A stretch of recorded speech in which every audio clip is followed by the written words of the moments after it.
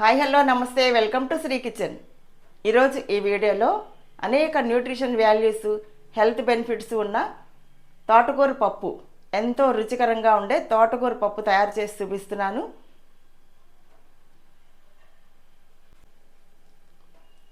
తోటకూర పప్పు తయారు చేయడానికి ఇది ఒక కట్ట తోటకూర. ఇది ఇలాగ వేర్లు తీసేసి కట్ చేసి, ఇసుక మట్టి అవన్నీ ఉంటాయి కదా, వేర్లంతా కట్ చేసి ఇలా తీసాను. ఇప్పుడు వాటర్తో శుభ్రంగా 2 సార్లు సాల్ట్ వాటర్ వేసి కడిగేసుకోవాలి. ఎందుకంటే ఫ్రెష్గా ఉండే తోటకూర తీసుకుని ఒక కట్ట వేర్లు కట్ చేసి వాటర్తో వేసి కడుగుతున్నాను. ఈ మాత్రం కళ్ళుప్పు, రాళ్ళుప్పు ఉంటుంది కదా, అది వేసేసి ఒక 2 సార్లు నీళ్లు మార్చి శుభ్రంగా కడిగేసుకోవాలండి. ఎందుకంటే కాయగూరలు, ఆకుకూరలు పండించినప్పుడు అనేక రకాల మందులు వేస్తూ ఉంటారు కదా పంటల్లో పండించినప్పుడు. ఆ మందులు మనకి ఎఫెక్ట్ అవ్వకుండా మనం ఆహారంలో లోపలికి వెళ్ళిపోతే మనం ఎఫెక్ట్ అయ్యే అవకాశం ఉంటుంది కదా. దానివల్ల ఒక 2-3 సార్లు నీళ్లు మార్చి శుభ్రంగా కడుక్కోవటం వల్ల మన ఆరోగ్యానికి ఎటువంటి హాని కలగకుండా జాగ్రత్తగా ఉండటానికి అవకాశం ఉంటుంది. ఇదిగోండి, 2-3 సార్లు శుభ్రంగా నీళ్లు మార్చి సాల్ట్ వాటర్లో కడిగేసాను కదా. ఇప్పుడు ఇలా జల్లెడ బేసన్లో వేసేసుకోవటం వల్ల నీళ్ళు అంతా కూడా కిందకి వెళ్ళిపోతాయి కదా. ఇదిగో ఇలా కాడలతో సహా వేసుకోవచ్చండి. ఒక్క వేరు మాత్రమే నేను కట్ చేశాను, ఎందుకంటే వేరుకి ఇసుక మట్టి అవన్నీ ఉంటాయి కదా. ఇదిగో ఈ కాడతో సహా మనం పప్పులో వేసేసుకోవచ్చు. ఇప్పుడు ఈ ఆకుని సన్నగా కట్ చేసేసి చూపిస్తాను. మన వంటిల్లే మన వైద్యశాల అనే మాట చాలా కరెక్ట్ వర్డ్ అనిపిస్తుందండి నాకు. ఎందుకంటే చిన్న చిన్న టిప్స్ పాటించడం వల్ల అనేక రకాల హెల్త్ బెనిఫిట్స్, ఆరోగ్యానికి ఎటువంటి ఇబ్బంది లేకుండా జాగ్రత్తగా ఉండే అవకాశం ఉంటుంది కదా. ఇప్పుడు ఈ శుభ్రంగా కడిగేసిన తోటకూరని సన్నగా కట్ చేసి చూపిస్తాను. ఈ కాడలతో సహా నేను కట్ చేసేస్తున్నానండి. ఇలా తోటకూర ఆకంతా సన్నగా కట్ చేసేసుకోవాలి. ఇంకా చూసారు కదా, ఇలా సన్నగా తోటకూర కట్ చేసేసాను, కాడలతో సహా కట్ చేసేసాను. ఇది ఒక కట్ట తోటకూర. తోటకూర పప్పు తయారు చేయడానికి ముందుగా స్టవ్ ఆన్ చేసి ప్యాన్ పెట్టుకుని, ప్యాన్ వేడెక్కాక కందిపప్పుని వేయిస్తున్నాను. ఈ గ్లాస్తో కందిపప్పు నేను తీసుకున్నాను కదా, ఈ గ్లాస్ కందిపప్పు లైట్గా ఫ్రై చేయటం వల్ల పప్పు చాలా కమ్మగా రుచిగా బాగుంటుంది. ఇప్పుడు స్టవ్ లో ఫ్లేమ్లో పెట్టుకొని కందిపప్పుని వేయిస్తున్నాను. మాడకుండా ఇలా కదుపుతూ వేయించుకోవాలి.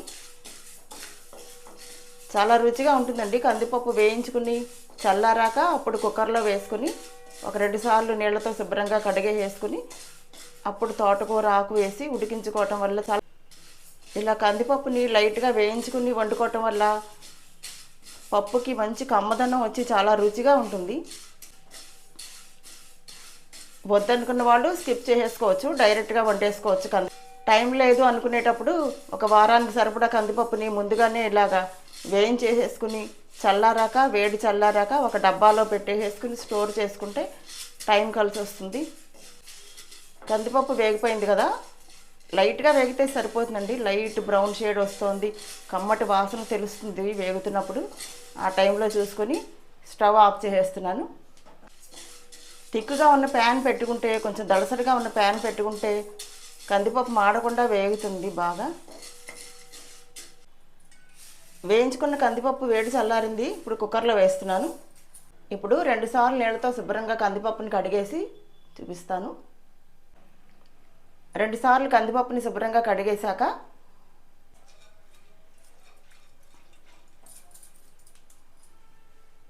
ఇప్పుడు తోటకూర సన్నగా కట్ చేసి రెడీగా పెట్టుకున్నాం కదా, ఈ తోటకూర అంతా కూడా కుక్కర్లో కందిపప్పుతో వేసేస్తున్నాను.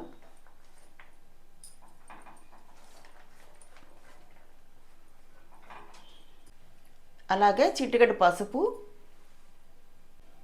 ఒక 4 పచ్చిమిర్చి ఇలా నిలువుగా చీరినట్టుగా కట్ చేశాను.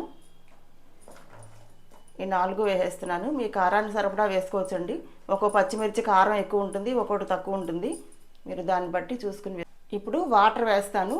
ఈ గ్లాస్తో నేను కందిపప్పు వేసాను కదా, ఈ గ్లాసుకి 2.5 గ్లాసెస్ వరకు నేను వాటర్ వేస్తున్నాను.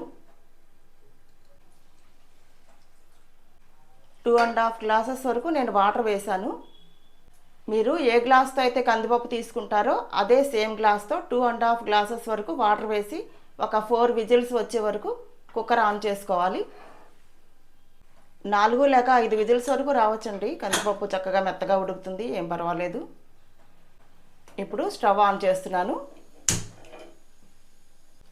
కుక్కర్ విజిల్ వచ్చేలోపు ఈ మాత్రం చింతపండు, ఇది ఒక ½ స్పూన్, ½ స్పూన్ వరకు ఉంటుందేమో అండి, చాలా కొద్దిగా చాలు. చింతపండు కడిగేసి వాటర్తో నానబెడతాను. పప్పులోకి కొంచెం చింతపండు నీళ్ళు వేయటం వల్ల పుల్ల పుల్లగా, కారం కారంగా చాలా రుచిగా ఉంటుంది. ఈ మాత్రం సరిపోతుంది. వద్దు అనుకున్న వాళ్ళు మానేవచ్చు. ఇంకో చూసారు కదా, ఇవి కొంచెం చాలు.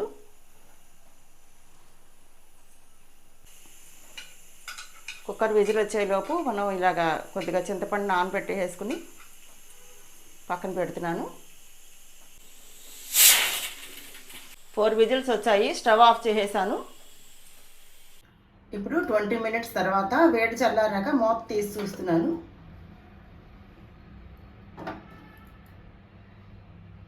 ఇదిగో చూసారు కదా, కందిపప్పు తోటకూర చక్కగా ఉడికి రెడీగా ఉంది. ఇప్పుడు పోపు వేయాలి. ఇంకో చూసారా, కందిపప్పు చక్కగా ఉడికింది. ఇలా కుక్కర్లో ఒక 4 విజిల్స్ వస్తే కరెక్ట్గా ఇలా సరిపోతుందండి. ఒక గ్లాస్ పప్పుకి ఒక 2.5 గ్లాసెస్ వాటర్ వేసి ఒక 4 విజిల్స్ వస్తే ఇలా ఉడికిపోయి రెడీగా ఉంది. ఇప్పుడు తోటకూర పప్పుకి పోపు పెట్టుకోవాలి. ఇప్పుడు తోటకూర పప్పు పోపు వేయడానికి ప్యాన్ పెట్టి స్టవ్ ఆన్ చేస్తున్నాను. ప్యాన్ వేడెక్కాక స్టవ్ లో ఫ్లేమ్లో పెట్టుకుని పోపు వేయించడానికి సరిపడా ఆయిల్ వేసుకుని, ఆయిల్ వేడెక్కాక 1 స్పూన్ మినపప్పు, ఒక ½ స్పూన్ ఆవాలు, ఒక 2 ఎర్రమిరపకాయ ముక్కలు, మీ కారానికి రుచికి సరిపడా వేసుకోవచ్చు, ఒక ½ స్పూన్ ఇంగువ. ఇంగువ చాలా రుచిగా ఉంటుంది. తోటకూర పప్పులో ఇంగువ టేస్ట్ చాలా బాగుంటుంది. ఇంగువ వద్దు అనుకున్న వాళ్ళు వెల్లుల్లిపాయలు వేసుకోవచ్చు. నేనైతే ఇంగువ వేస్తున్నాను. వెల్లుల్లిపాయలు కానీ ఇంగువ కానీ ఏదో ఒకటి మాత్రమే వేసుకుంటే బాగుంటుంది.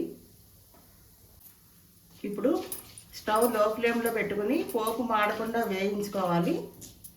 మినపప్పు, ఆవాలు, ఎండుమిరపకాయలు, ఇంగువ పోపులో వేగుతున్నాయి కదా, మంచి సువాసన వస్తుంది, ఇంగువ వాసన వస్తుంది. నేను కొంచెం అవసరానికి మించి పెద్ద ప్యానే పెట్టుకి వంట చేస్తూ ఉంటాను, నాకు అలా అలవాటు.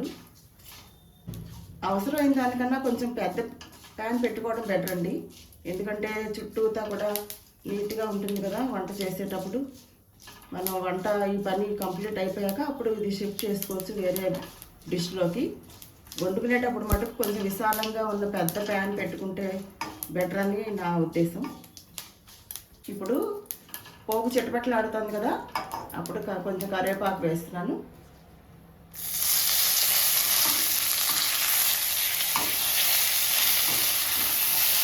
ఇలా రెడీగా పెట్టుకున్న తోటకూర పప్పుని పోపులోకి వేస్తున్నాను. ఇలా వేసేటప్పుడు మటుకు కొంచెం జాగ్రత్తగా చూసుకోవాలండి, ఎందుకంటే పోపు పైకి చిమ్మే అవకాశం ఉంటుంది. కొంచెం జాగ్రత్తగా వేసుకోవాలి. కొంచెం వాటర్ వేసేసుకోవచ్చండి. ఇప్పుడు రుచికి సరిపడా సాల్ట్ వేస్తున్నాను.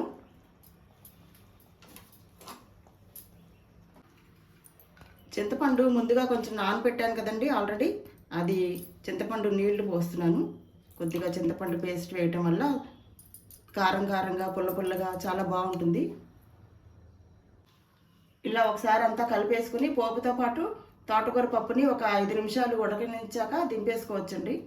చాలా బాగుంటుంది, చాలా రుచిగా ఉంటుంది. ఏ ఆకుకూర అయినా కూడా వారంలో ఒక 2 టైమ్స్ అయినా అట్లీస్ట్ తినగలిగితే హెల్త్కి కూడా చాలా మంచిది. వారానికి ఒక 3 టైమ్స్ అయినా ఏదో ఒక ఆకుకూర, తోటకూరనే కాదు, మెంతికూర కానీ ఏదో ఒక ఆకుకూర, పాలకూర, మెంతికూర, గోంగూర, ఇంకా రకరకాల ఆకుకూరలు ఉంటాయి కదా, ఆకుకూరలు ఏ ఆకుకూర అయినా కూడా వారంలో ఒక 3 సార్లు అట్లీస్ట్ 2 టైమ్స్ అయినా వండుకొని తినటం వల్ల హెయిర్ ఫాల్ అది ఉండదు, స్కిన్ గ్లో ఉంటుంది. ఐరన్ డెఫిషియన్సీ ఉండదు, కాల్షియం డెఫిషియన్సీ, ఇలా రకరకాల న్యూట్రిషన్ వాల్యూస్ డెఫిషియన్సీ ఉండకుండా మనకి అన్ని రకాలుగా కూడా హెల్త్ బెనిఫిట్స్ ఉంటాయి. మెంతికూర అయితే పేస్ట్ వేసి హెయిర్కి అప్లై చేసి ఒక 1 అవర్ ఆగి హెడ్ బాత్ చేయటం వల్ల హెయిర్ కూడా చాలా బాగుంటుంది, స్మూత్గా ఉంటుంది, హెయిర్ ఫాల్ తగ్గుతుంది, అంతేకాకుండా హెయిర్ గ్రోత్ కూడా ఉంటుంది. ఆల్మోస్ట్ పప్పు ఉడికిపోయింది కదండి, ఒక 5 నిమిషాలు మూత పెట్టేసి స్టవ్ ఆన్ చేస్తాను. ఇప్పుడు 5 మినిట్స్ తర్వాత ఒకసారి మూత తీసి చూస్తాను. అనుకోండి ఉడుకుతుంది కదా, మంచి కమ్మటి తోటకూర పప్పు వాసన వస్తుంది. ఇంకో చూసారు కదా, తోటకూర పప్పు రైస్లోకే కాకుండా రోటీలోకి అలాగే పూరీలోకి అన్ని రకాలుగా కూడా బాగుంటుంది. ఇదండి ఆల్మోస్ట్ అయిపోయింది కదా, ఇలా ఈ కన్సిస్టెన్సీలో ఉండటం వల్ల వేడి చల్లారగా ఇంకొంచెం దగ్గర పడుతుంది. ఇప్పుడు స్టవ్ ఆఫ్ చేసేస్తున్నాను. ఇప్పుడు స్టవ్ ఆఫ్ చేసేసాను కదా, ఫైనల్గా ఒక 1/2 స్పూను పచ్చికారం వేస్తున్నాను. ఇలా వేయటం వల్ల కలర్ఫుల్గా ఉంటుంది, టేస్ట్ కూడా బాగుంటుంది. మీరు వద్దనుకున్న వాళ్ళు స్కిప్ చేసేసుకోవచ్చు. ఒకసారి ఇలా కలిపి వేసుకుని స్టవ్ ఆఫ్ చేసేసానండి ఆల్రెడీ. అంతేనండి, తోటకూర పప్పు రెడీ అయిపోయింది.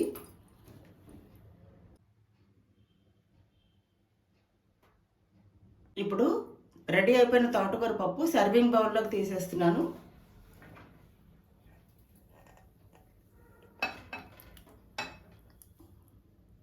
తోటకూర పప్పు సర్వింగ్ బౌల్లోకి తీసేసాను. చాలా రుచిగా ఉంటుందండి తోటకూర పప్పు.